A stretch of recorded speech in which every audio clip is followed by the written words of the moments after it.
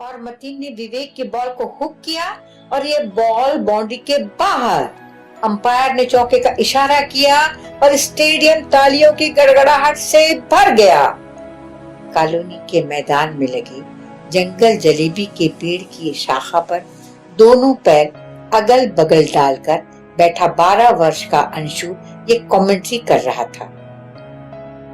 Cricket का मौसम हो या पतंगबाजी का, वर्ल्ड कप फुटबॉल के दिन हो या हॉकी मैच, होमवर्क से फुर्सत पाकर इसी जंगल जलेबी के पेड़ वाले मैदान में हर शाम बच्चे जमा हो जाते।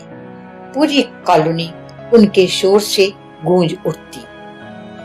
मैदान की नर्म हवा उन्हें आपस में लड़ते झगड़ते, टूटते मनाते, हमदर्दी, प्यार और दोस्ती की भी कस्में खाते देखती और मुस्कुराकर चुपचाप पेड़ों के बीच से गुजर जाती। हर खेल की तैयारी इसी जंगल जलेबी के पेड़ के नीचे ही पूरी होती। एक्स्ट्रा खिलाड़ी और बैट्समैन इसकी मोटी मोटी जमीन पर उभरी जड़ों पर बैठकर अपनी बारी का इंतजार करते।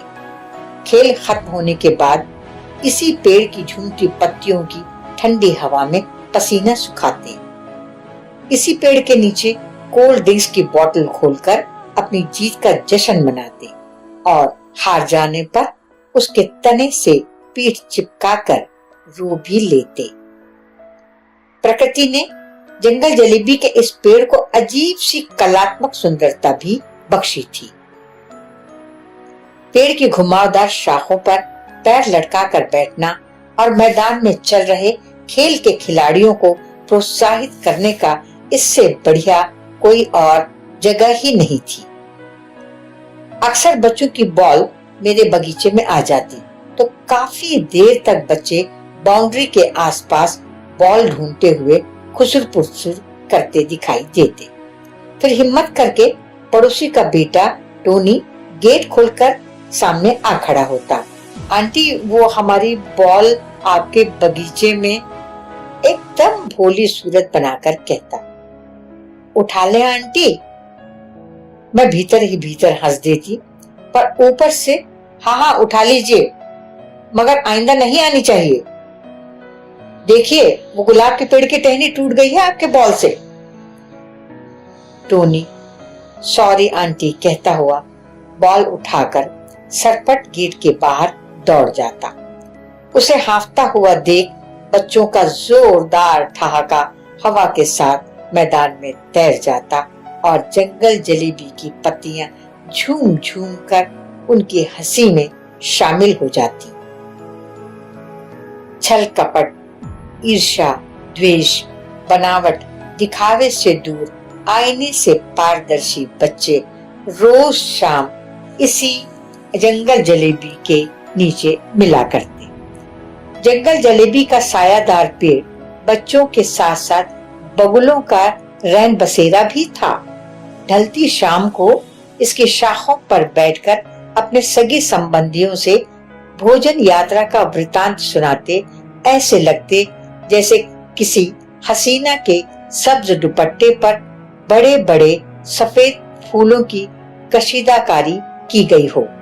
मई जून की लू भरी चिलचिलाती धूप में बकरी चराने वाली हड्डी का ढांचा बूढ़ी अम्मा और बीड़ी फूंकते रिटायर्ड खलासी चाचा दोपहर को इसी पेड़ के नीचे आपसी दुख सुख बांटते।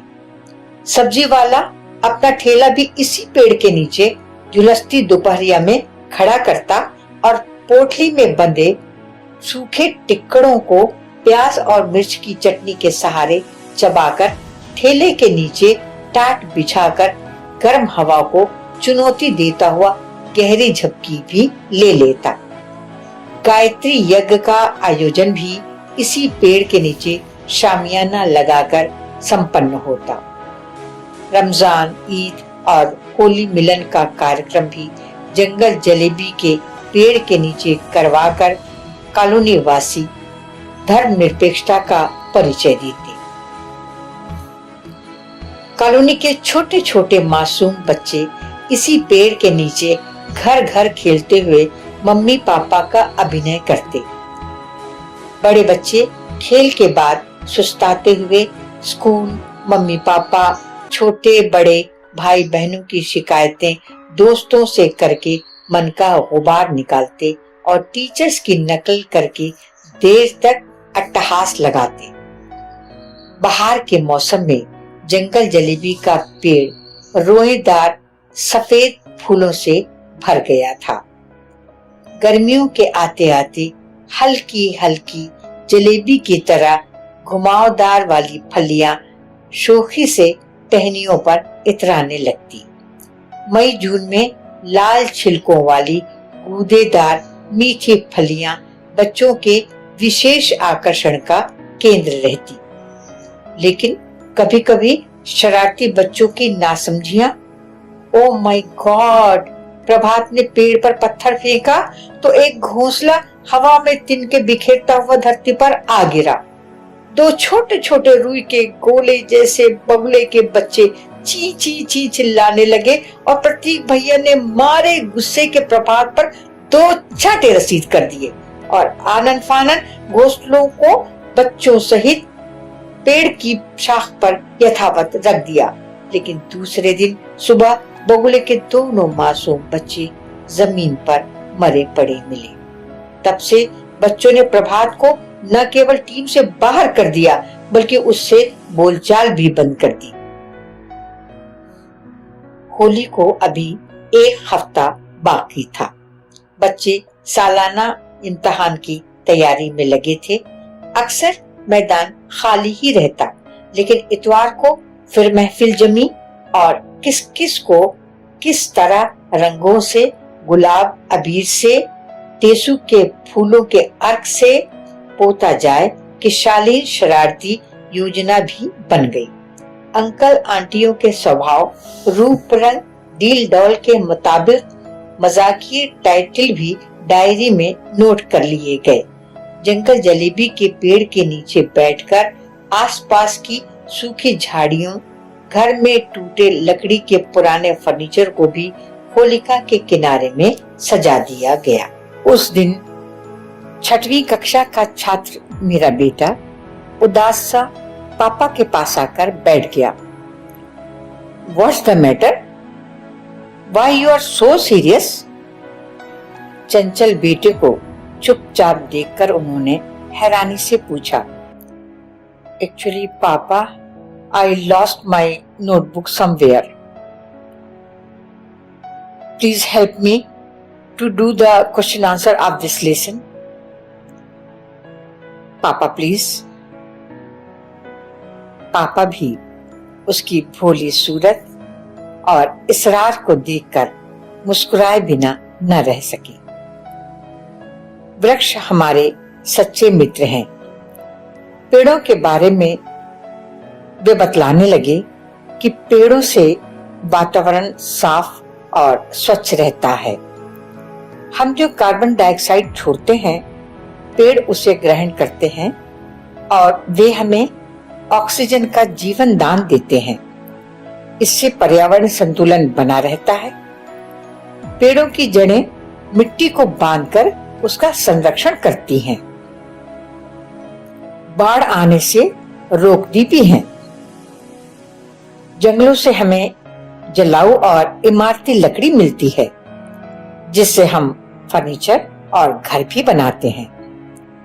बहुत देर से सुन रही मेरी छोटी चंचल बेटी चिहुक कर बीच में बोली, भैया भैया, हमारी मैडम ने भी ना बतलाया है कि पेड़ों से जड़ी बूटियां मिलती हैं और उससे दवाई भी बनाई जाती है।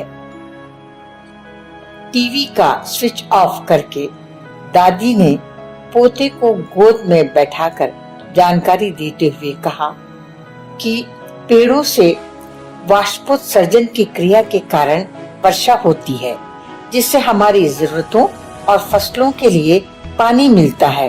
और पानी तो हमारे जीवन की मूलभूत आवश्यकता है। और आपका पान, सुपारी, कत्था पेड़ों से ही तो मिलता है ना दादी अम्मा। बड़ी बेटी की चुटकी पर सबका ठहाका कमरे में तैर गया।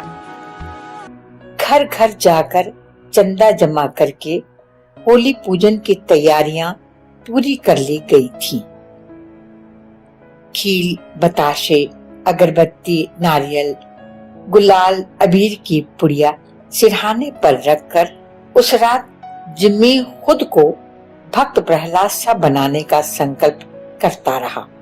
डॉली नींद में ही अपनी सहेलियों के रंगों से पुते चेहरे देखकर जोर जोर से हंसने लगी थी।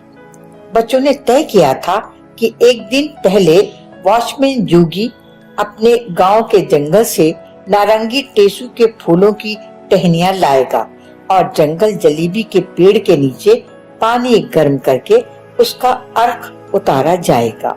फिर पिचकारियों में भर भर कर सब पर डाला जाएगा।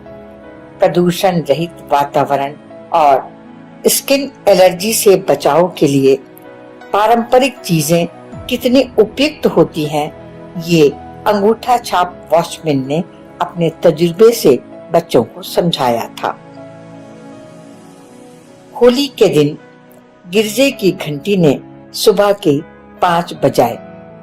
अंशु की नींद खुल गई। बेडरूम की खिड़की खोली तो हवा का ठंडा झोंका मासूम चेहरे को सहला गया। नजरें मैदान का चक्कर लगाकर एक जगह आकर अटक गई और दूसरे ही पल अंशु की दर्दनाक चीखों ने मम्मी पापा को जगा दिया।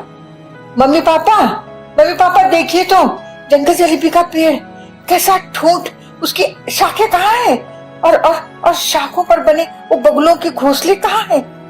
गला सूखने लगा, आंखें विस्मय से फटी की फटी रह गई। कहीं होलिका दहन के लिए कॉलोनी व्यवस्था ने जंगल जलेबी का पेड़ तो नहीं कटवा दिया। पापा हैरान होकर दरवाजे की तरफ दौड़े, मगर मम्मी को याद आ गया। 1 हफ्ते पहले ही काम वाली बाई ने बतलाया था कि रेलवे कॉलोनी के आउट हाउस में रहने वालों ने कॉलोनी के 2 बड़े बड़े पेड़ों को जड़ों में गड्ढा खोदकर पेट्रोल डालकर रात को आग लगा दी।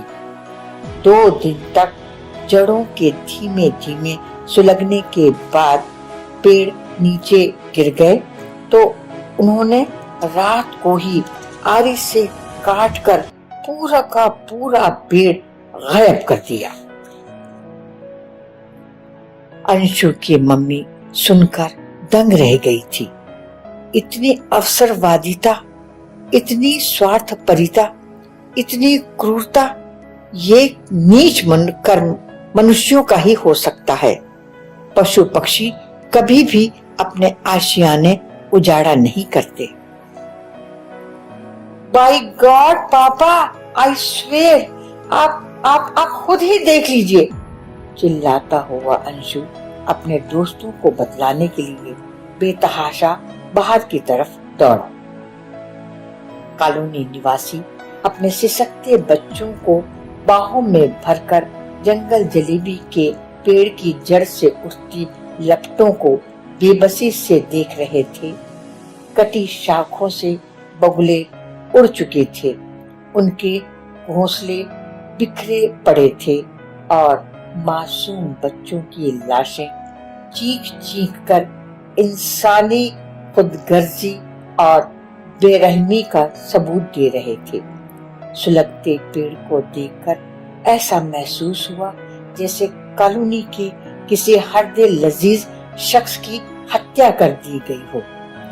मैदान की हवा में पेट्रोल का कसल्लापन दम घोट रहा था और आसमान पर उड़ते बगुले रो रो कर अपने घोंसलों के उजड़ जाने की दर्दीली दास्तान बादलों को सुना रहे।